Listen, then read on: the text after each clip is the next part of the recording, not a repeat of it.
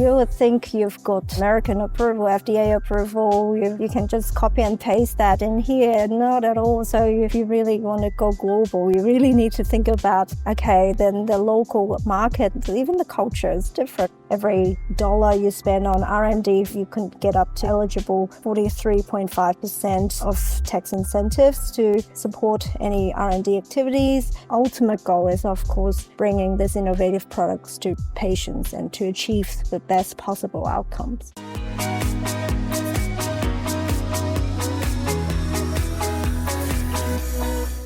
Welcome to the DevReady podcast.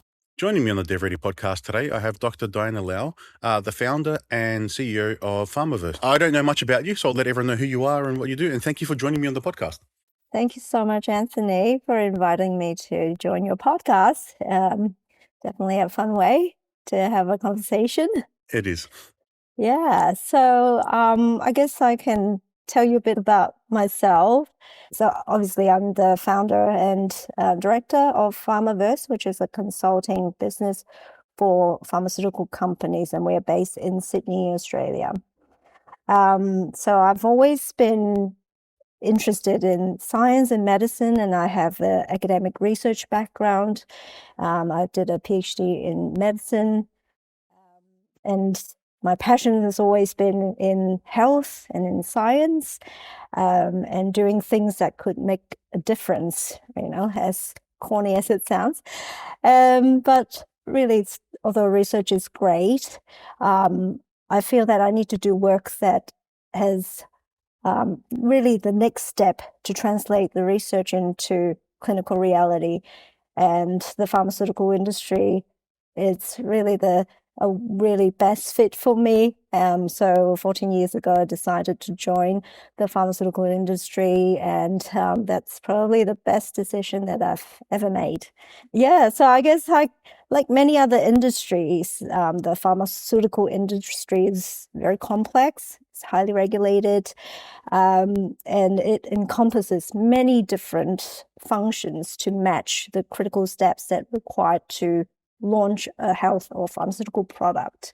So for example, right from the beginning, you need a clinical trials team, the clinical development team, to understand if the product actually works in human. Is it safe? Is it efficacious? Is it doing what it meant to do? And then the next team would be, to go through the regulatory process to allow the health technology regulators of the country to assess whether the drug is safe or efficacious. And after even you got that approval, it needs to go through someone has to pay for it. So a lot of the times, expensive medicines, and in Australia, we're very lucky. We have a universal healthcare system that we have what we call the Pharmaceutical Benefit Scheme, PBS, that fund most of any of the specialty medicines to allow the country to access patients to access products. And that's what we call market access. So that's another function and team to help do that, to assess the product. And then after it's been approved for funding, that's also, we have to think about marketing, the sales, and the different functions. And there are also many other moving parts, of course, patient safety. And what my last role was at a pharmaceutical company, I was a country medical director at Teva in Australia. So Teva is a very large global company with thousands of generic molecules as well as innovative therapies. So during my time there at Teva, I led a team of what we call medical affairs, which is a non-commercial or non-promotional arm of the company, with highly trained, educated professionals that really understand the science and the medical information about those pharmaceutical products. Their role is to really gain external clinical insights and liaise with clinicians to then bring in a lot of that insights to understand and have a really deep understanding of the market, to then help the company strategize on how we market the product. And so it's this medical affairs team is really the strategic partner throughout the whole life cycle of a product and working across with all these different functions that I mentioned before to make sure there's a really successful launch of a product. And ultimate goal is, of course, bringing these innovative products to patients and to achieve the best possible outcomes. So as I was at Teva, worked with a vast number of products and different therapies, and I have a really deep understanding. And every product has its own opportunities and challenges, and all that experience. I feel that I could do something with it to apply all that learns to the next, pipeline and the evolution of the health ecosystem as well, to help bring the product to the market. And I feel that I could make a bigger impact if I'm not just working for one company. And that's when I first started 4 years ago, PharmaVerse, to help other pharmaceutical companies have that insider knowledge to help strategically plan commercialization or launching of products, and then so to help communicate the value of medicines at the end of the day. So that's what a lot that we do. Yeah, I don't know if people realize about this in the industry, that a lot of medications are developed overseas and then brought into Australia, but we have different standards. So then, and there's a lot of problems similar to most businesses. When you're coming into another domestic market, you have to fit their model, their structure, their laws to make things work. exactly. That's right. And you would think you've got, American approval, FDA approval, you can just copy and paste that in here. Not at all. So if you really want to go global, you really need to think about, okay, then the local market, even the culture is different, right? And you really need to have that deep understanding of the local market, talking to the clinicians. There's already a trusted relationship that's already built with the local experts, to understand how the product is being used, because a lot of times the drug is being assessed, yes, in the same way. And Australia is a really favorable market to come in because we've got multiple really good incentives. So, for example, every dollar you spend on R&D, you can get up to eligible 43.5% of tax incentives to support any R&D activities. We've got very good clinical infrastructure, as well as high quality institution that can generate clinical data that can fit other assessors around the world as well. And it's really a gateway to Asia Pac, given our geographic location and the quality of our data.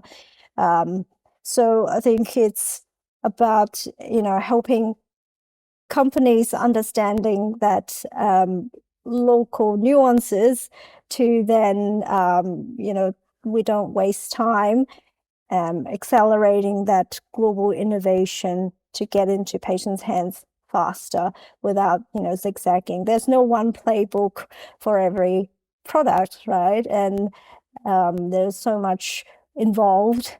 You need to talk to the right people at the right time and using the right strategy. It's a lot involved. Yeah. And that's a similar thing that applies to any business going into a market, because the culture impacts, like there'll be name changes, branding, colors that will mean different things to different countries. Yes. Then there's the different the laws, the standards, or approaches and how business is done in that country that changes. It's not just we have high standards for medicine and that's why it's a challenge to come to Australia. It's everything else. That's just specific to your domain. We're fortunate here in Australia that we have universal healthcare, but that also means that we go through the one assessor, which is the Pharmaceutical Benefit Scheme, or the Medical Services Advisory, which is for devices. So they look at the product, look at the cost effectiveness, basically how a drug is priced is looked at whether the drug works, yes or no, and how does it compare to what is already existing. And let's say drug A costs 1,000, it's already in Australia working well, and you come in with drug B, you want to price it at 3,000. So that 2,000 difference, how are you justifying the benefit? So that's what we call the cost effectiveness model. So that means you're reducing, maybe your drug is with clinical data to show that it's clinically better in reducing hospitalization, reducing any adverse effects, or it can actually improve patients' quality of life and put it all down to data numbers, and that human insight as well from clinicians. And therefore, choosing the right comparator is also very important to then assess the cost effectiveness and impact on pricing of a product. And not being in the space at that level, it never occurred to me that the price is a thing that they have to factor in as well. Absolutely, yeah. The only time we sort of see the price is whether you fill out a script at the chemist, or you see a movie or a TV show in America and they mention that some medicine is $300,000, and then now that's the plot of the movie.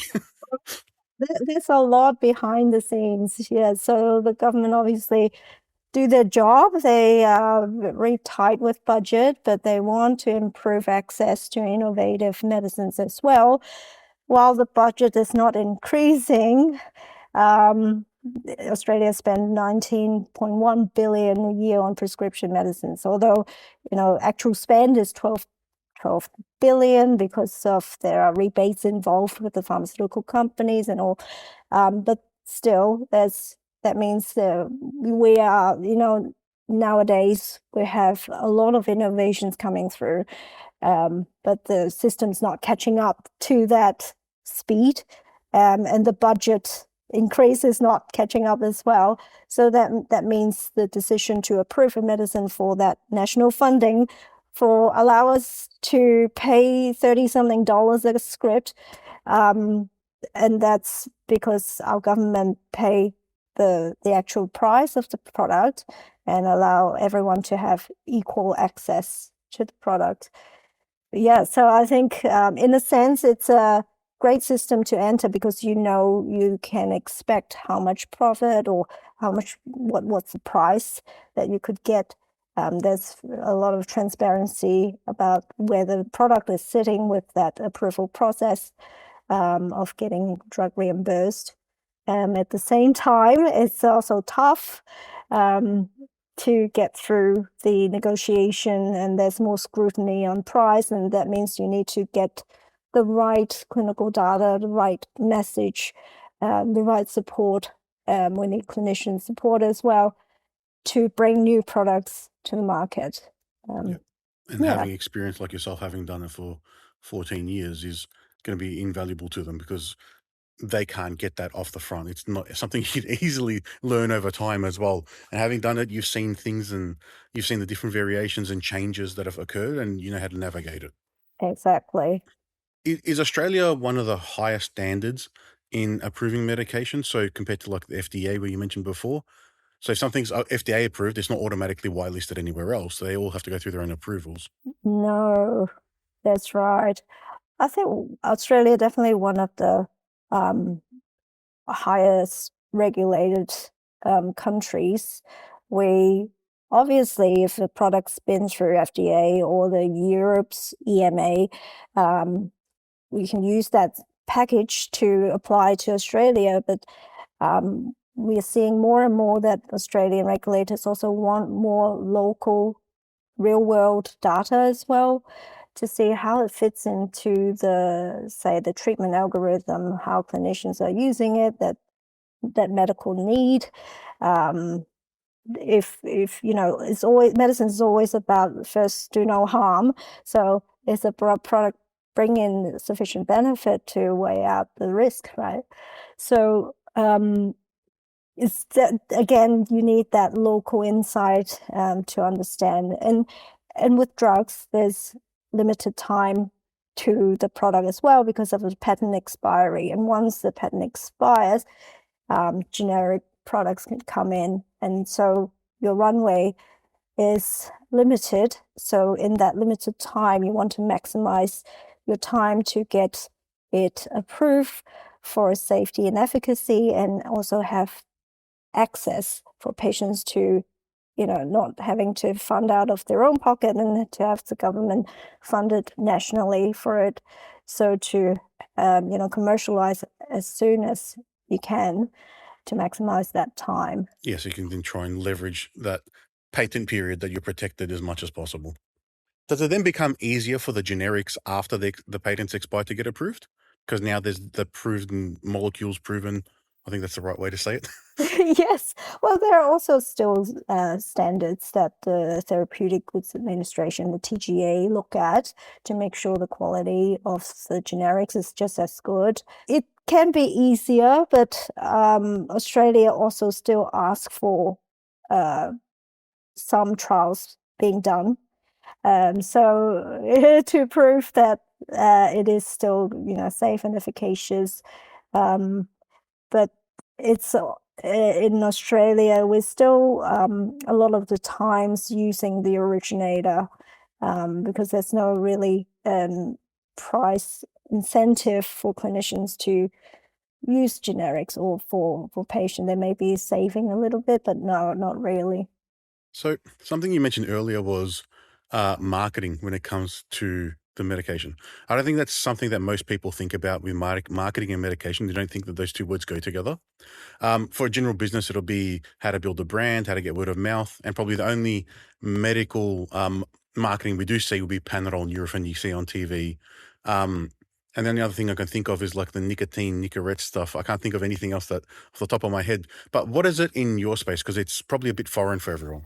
Because in Australia, we have regulations. Medicines, only over-the-counter product can be advertised to consumers, whereas anything that is prescription product, they are not to be advertised directly to consumers. So our audience or clients are basically only clinicians.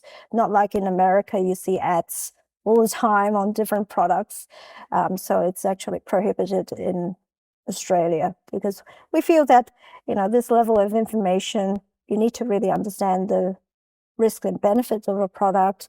And that's the decision made by our clinicians rather than the general population. Yeah, it makes sense that that's the case because some heart medication you don't know anything about. It doesn't make sense to be advertised to the person who's going to take them, and they don't even know how they've been diagnosed, what issues they have, or what conditions they even have. Exactly.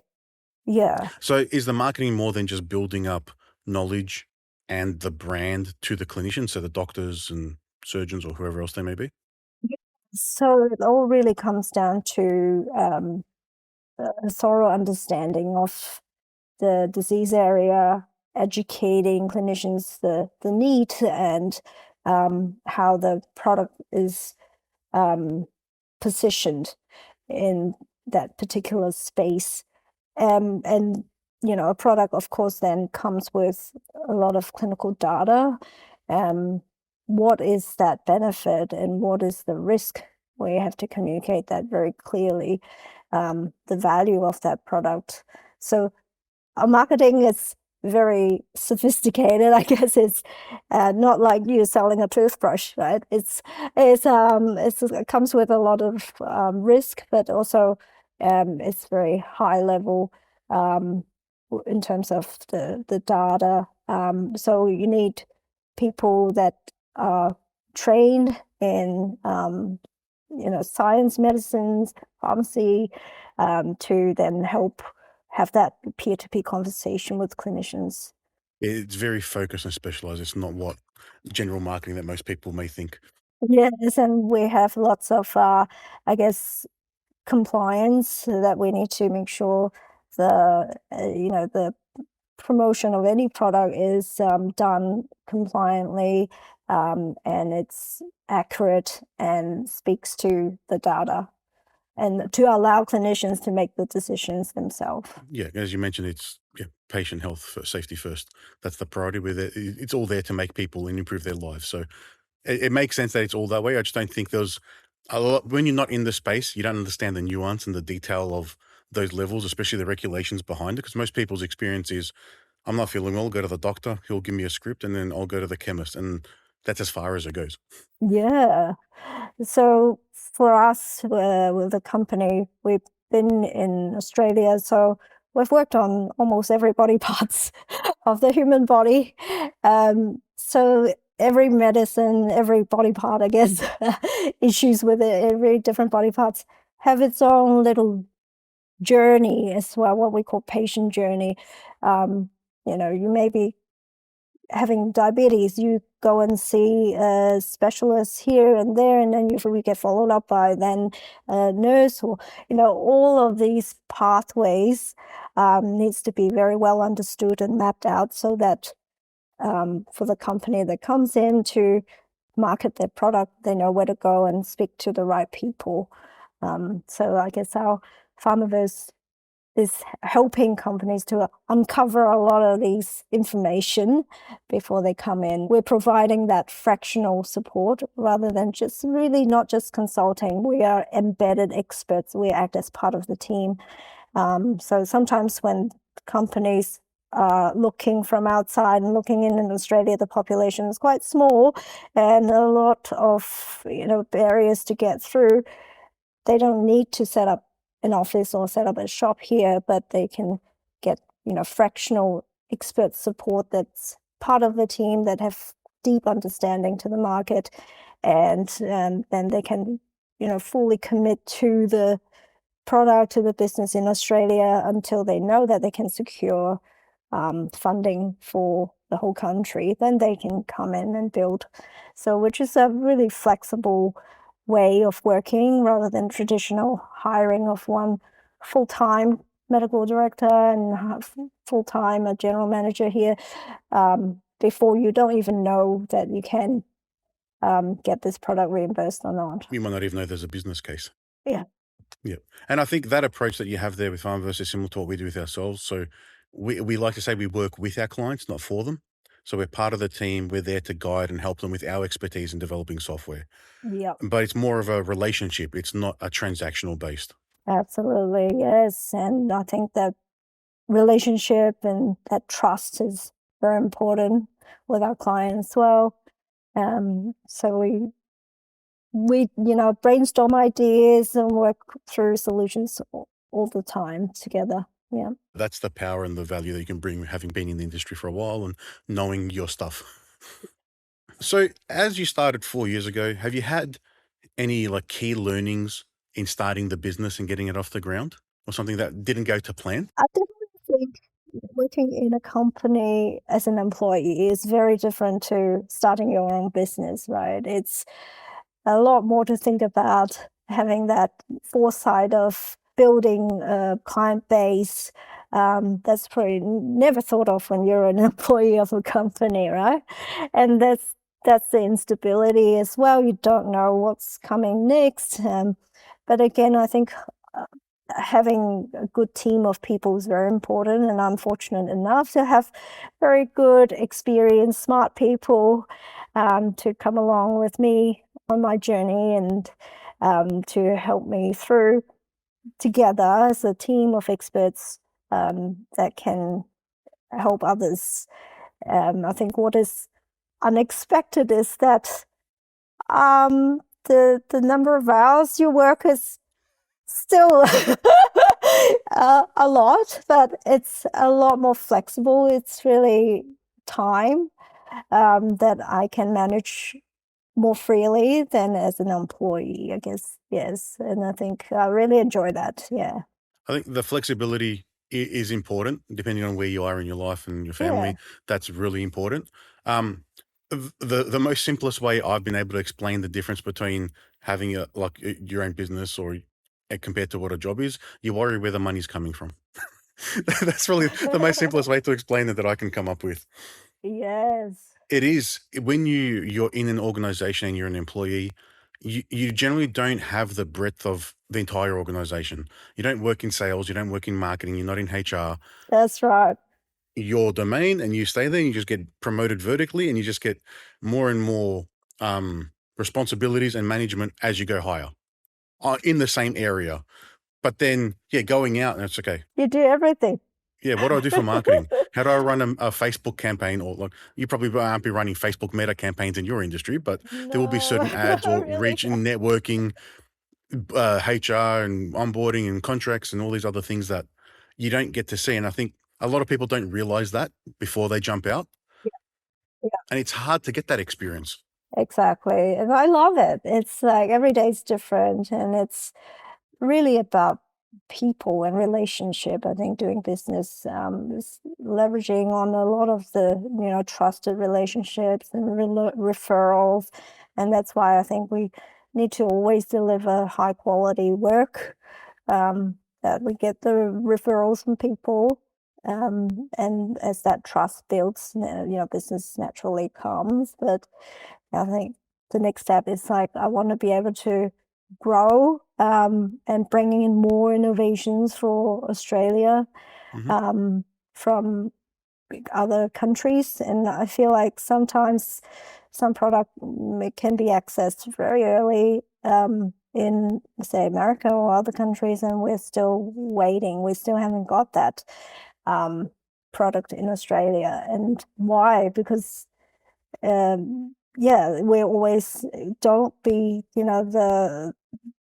I guess the last thought. Australia seems to be always the last thought for some of the companies. I see it as a small market, so it's not very profitable. Exactly. It's probably how they if you got, America's what, 330 million people, it's about 15 times the size of Australia. So the dollar amount doesn't equate for the amount of effort potentially, even though there is a tremendous benefit you'll give to the amount of people that are afflicted by whatever that solves.